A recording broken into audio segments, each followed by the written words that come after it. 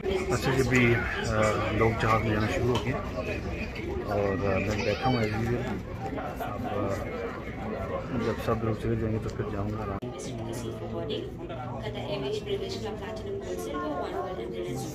अच्छा जी, तो फाइनली अब जा रहा हूँ जहाज़ के अंदर और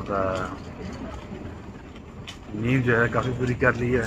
नॉर्मली मैं कभी नहीं सोता, लेकिन इस दफ़ा मैं सही रहा हूँ, नींद से ही पूरी की है।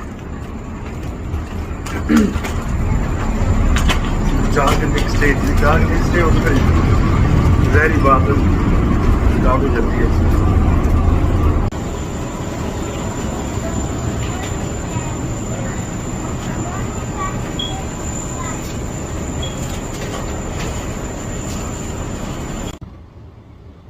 अब जी प्रिपेयर हो रहा है, अब रहने की तैयारी।